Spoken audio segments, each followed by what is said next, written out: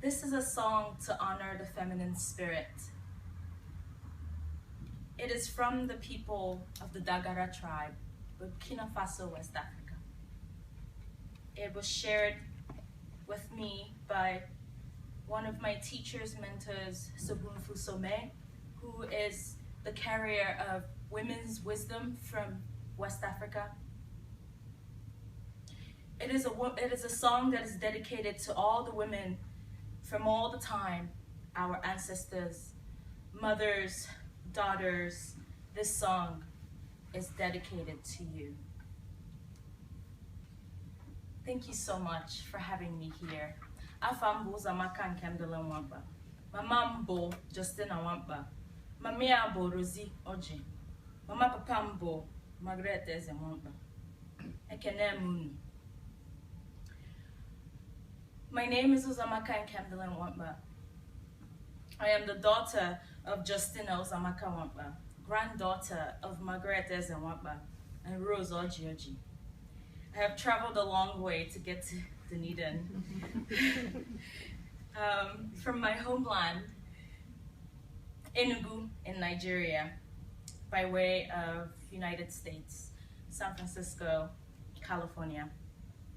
I am of the Igbo tribe in Southeast Nigeria, West Africa, and we are known internationally as the Biafrans, who lost the war, the Nigerian Civil War in 1970. 1 million of our people died fighting the war. I can't tell you a story about myself without telling you a story of my ancestors. I have heard stories of my maternal grandmother being the best bargainer there ever was. My mother told me stories of how she hated shopping with her because it took her all day due to her brilliant strategic bargaining skills. If something cost $5, she would start with 50 cents. My maternal grandmother had symbols burned onto her body with fire and uli, which is a ceremonial ink used on Igbo women. I am of the Igbo tribe. She had what I thought was called tattoos, and she drove a motorcycle, which was illegal in my paternal grandmother's village. My paternal grandmother was a feminist and a human rights activist whose stories ranges from bare-chested women rights rallies to being Mama Obiago, an aggressive businesswoman of real estate. My mother is a survivor of the Biafran War. She was a prisoner of war and somehow managed to escape. She put her skills of a trained nurse to smuggle children out of the country to Gabon and finally made it to the United Kingdom, where she met my father, another revolutionary man who pulled the British flag down from the school campus and pulled the Nigerian flag up on October 1st, 1960, the day of their independence. They tried many years to have children, unsuccessfully, and it was discovered that my mother had one fallopian tube, a medical phenomena. At the time, and she had eventually 8 pregnancies and 5 healthy children. I am miracle child number 4. We all went back to Nigeria, where I grew up until I was about 15 years old when I moved to the United States of America without them for a better and safer life. I've come from a land where music and dance is something that gets you through the hardships of life. It provides information in ways that television, radio, and social media do today. Children learn lessons, rituals, and communications to God, spirits, and ancestors are done using this medium. Joyous occasions always provide music and dance as a common ground for the soul to reside and feel at home. opened up the space with a song, because that's what makes me feel at home. In my household, my father played music that ranged from classical music to funk, jazz, blues, folklore, and even hip-hop, to expose us to a variety of language from all over the world. He was a professional dancer as well, and he represented the Eastern region as a teenager before he received a full scholarship to study economics in Switzerland. He was the first to leave the village, the city, the country, and the continent. He came back with views about feminism that I now currently benefit from. It was my father's feminist views, because he was the head of the household, that catapulted my confidence in becoming the woman that I am today. He encouraged education of all his daughters. All this to say that men are an integral part of this narrative of feminism. We can empower women all day long in Africa until we turn blue. But without all on board, we'll be hitting the wall, and that hurts. He encouraged us all to be educated, and he specifically told me no boys until you get your PhD. So I was asked to come to talk about who I am, where I'm from, why Dunedin, why I chose what I'm doing, and so I'm just answering those questions. I'm here on a fellowship called the Caroline Plummer Community Dance Fellowship, inspired by Plummer, inspired by Caroline Plummer, who was a local visionary who had a passion for community dance and its healing effects. Unfortunately, she passed away at an early age. I think she was about 25, to a rare cancer. Until her deathbed, she still inspired and helped people using this medium. Her family set up this fellowship to keep her spirit alive, and they have funded fellows every year for 6 months to engage in some sort of a community dance project. And I think it's been about 11 years now. So I sent in a proposal to use music and dance as a tool to support new mothers and their family during the prenatal and postnatal phases of life, but specifically women and families who are suffering from postpartum mood disorders. In the US, 1 in 5 women experience postpartum depression. It's the #1 complication of pregnancy and postbirth, and it is not talked about as much as it should be.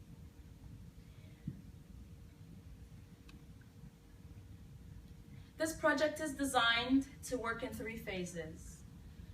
The first phase of my project is speaking with healthcare providers to understand if it exists here in Dunedin, what sorts of interventions are available for families, how it fits into the Maori tangata whenua, and whether or not music and dance is a viable intervention to be used in that time. Second phase of the project is facilitating community dance classes with the moms, bubs, and their support people.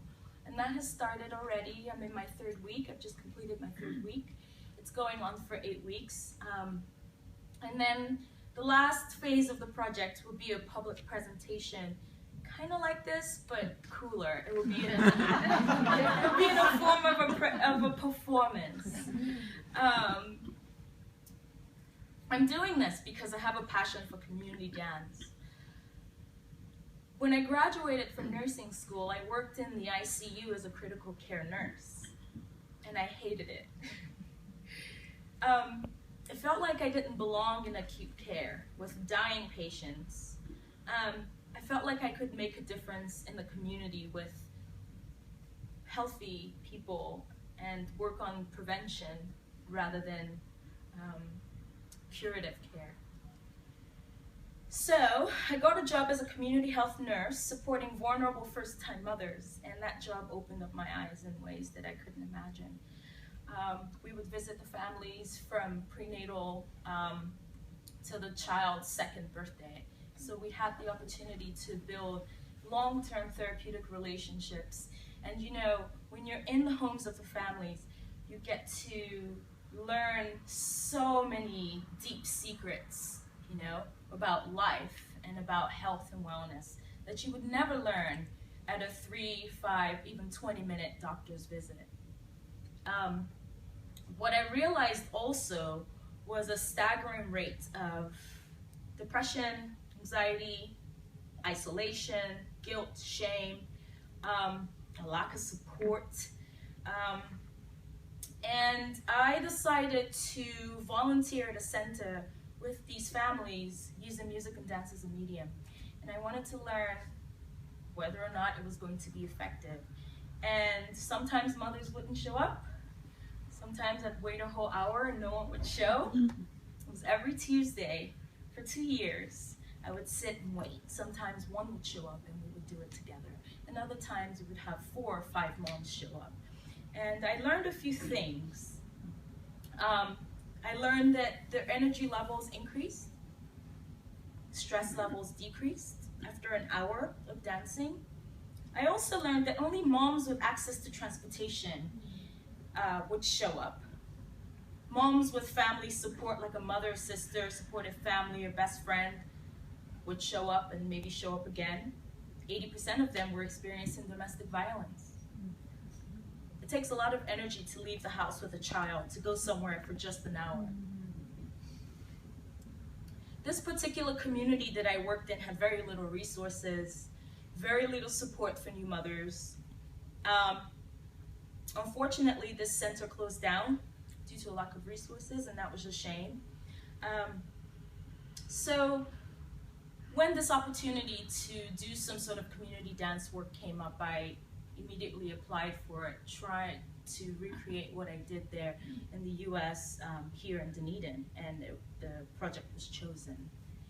So yay, Dunedin! So my experience so far. Is quite similar. Mothers with cars and husbands and long maternity leave are showing up. And I say husbands because that in and of itself is a privilege.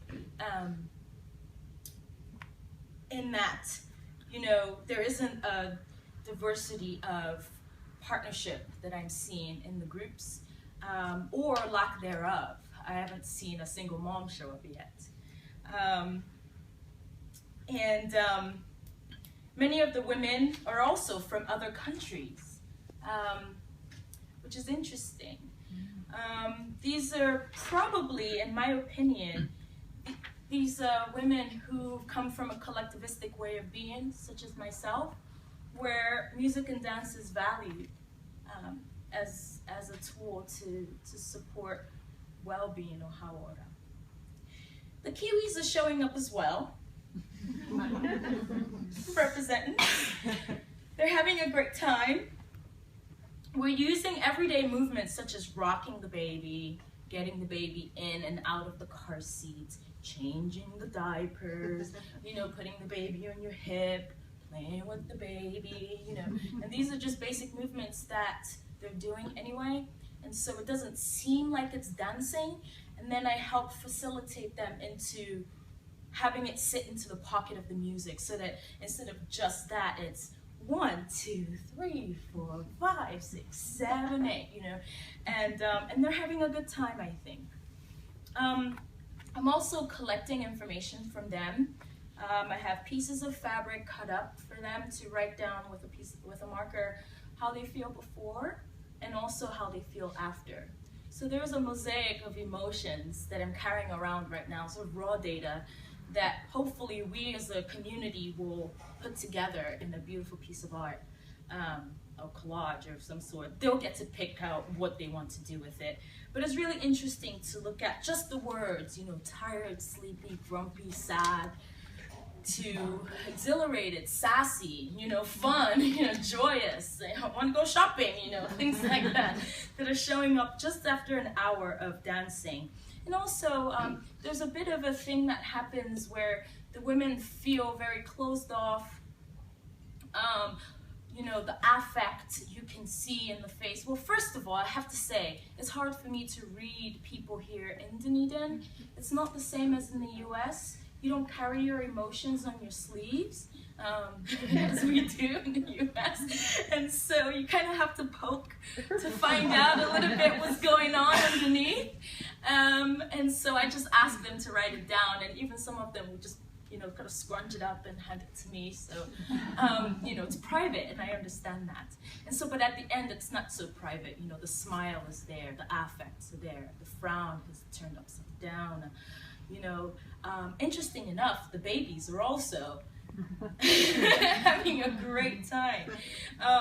The two groups that I'm running right now, one is for the younger children and the other is for toddlers. Now, the toddler group, they they have a very short attention span because of their developmental state. But when they see their parents having a great time, they want to be a part of it. They're reaching to pick me up. I want a little bit of that. The young ones are just going straight to sleep. I mean, it doesn't matter how loud the music is. We're haying and high-ing, and they're just knocked out. So it's sort of like and they're wearing the babies. So that's lovely as well. I think I'll know a little bit more in the next month or so how these sessions will carry on. I hope that these mothers will hopefully continue the process. We've got some repeat attendees who are quite interested in maybe facilitating these groups on their own, and they have also suggested maybe I have a YouTube channel that they could just meet together at the center, press play, and do the same movements. And I thought, I didn't even think of that. That's a great idea. I was just sharing with somebody earlier today that because it's unclear to me still how people feel about it. Just this week, I had a mother who broke down and actually shared some deep, troubling experiences that she's having that she hasn't really been able to share with anybody. And so the dance, what it did was it kind of shook her up to the point where she just needed to let that sort of out of her. And I think that was quite a magical time, but also hard for me, because what do I do with all this, But also, I think she felt good sharing it, and the one thing she said to me was, I don't want to go on medication, That was like a huge concern for her, and she took the first step, which was to just show up and dance. And she was a mom that was quite resistant to moving.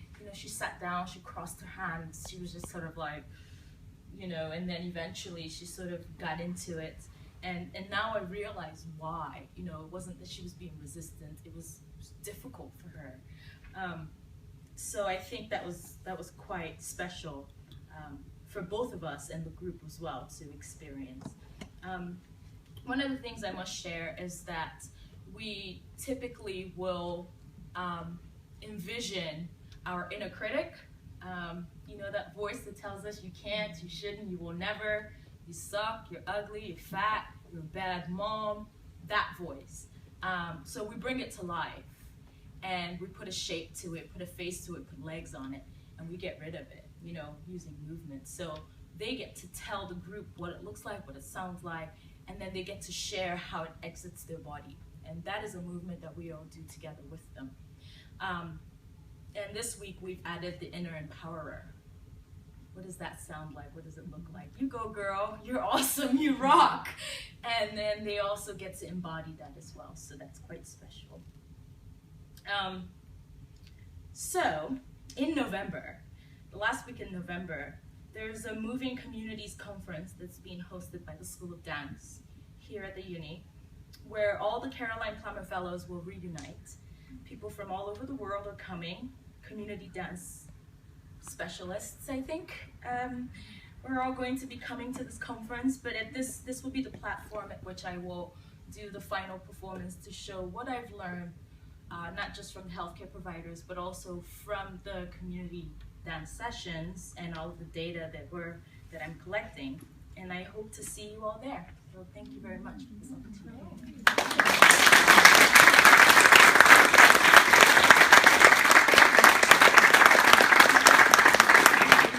Has anyone got any questions that they'd like to ask for Ruzo? Well, I'm interested, did you finish a PhD? I was thinking of your father and advice. No, but I'm working on it. And that advice has gone out the window. I was going to ask, how do you choose the music? What sort of music are you using? That's a great question. I'm having a hard time with that. If you guys have suggestions, please let me know. I'm asking them to bring their own music, and no one is bringing music, so I'm just using mine.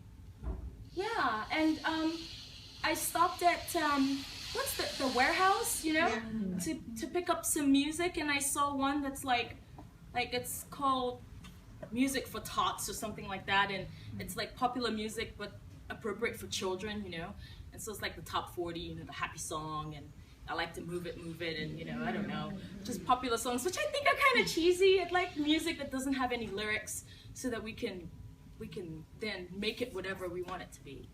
So. Sorry, fellow American here. Hello! Have you heard of the Music Together program? No. Okay, so in little old Laramie, Wyoming, where I live, out in the middle of nowhere, I had the greatest gift given to me when I was a new mother, and going through all this postpartum depression and all these different things. And this program is called Music Together, where they have a curriculum and they have a special baby set of music.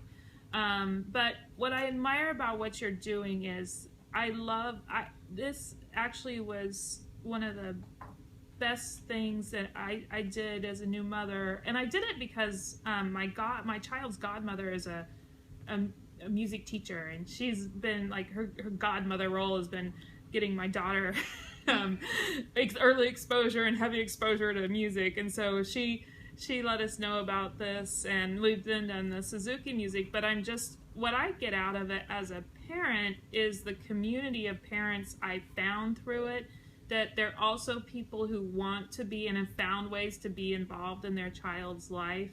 And now a lot of us have actually, this is a very, okay, this is American, I suppose, we like to share everything. And it's just the way you laid things out. But been a very emotional day for me because one of the younger siblings of one of the children who we met in that died unexpectedly yesterday. And it just has brought to me, it's all been around this space we had to share and goof off a little bit. That's something where I would say probably Americans and New Zealanders are a little similar in that, well, except New Zealanders, you guys know how to have more fun.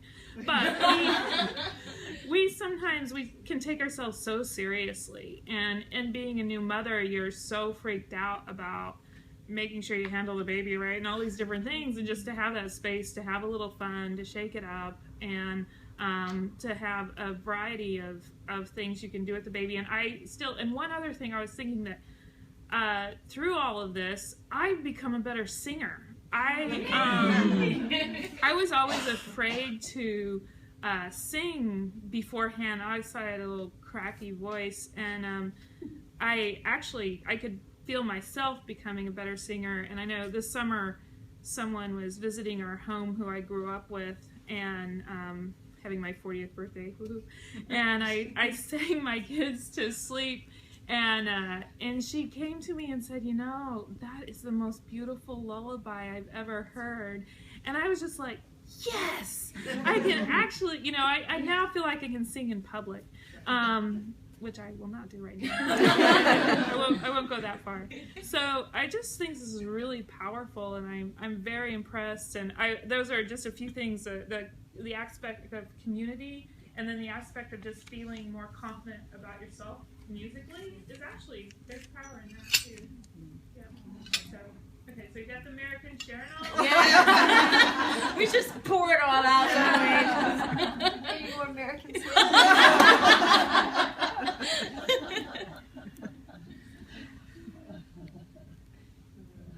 Well, thank you once again, Bezo. It was really great fun there. And as a person who's currently experiencing a little bit of community dance for an event coming up, we'll have to keep that quiet, Margot. And you know, I guess the IT crowd aren't perhaps known for getting together and dancing and singing. Oh yeah. We're experiencing all of that, and I'd have to say I absolutely agree with everything Uzo said about the coming in and feeling energised and that whole group sort of bonding thing, and we come out of it and we're just all pumped and happy afterwards. So we might even continue doing it. But thank you very much, and we just have a little something here to thank you for your coming on and sharing so beautifully with us. So.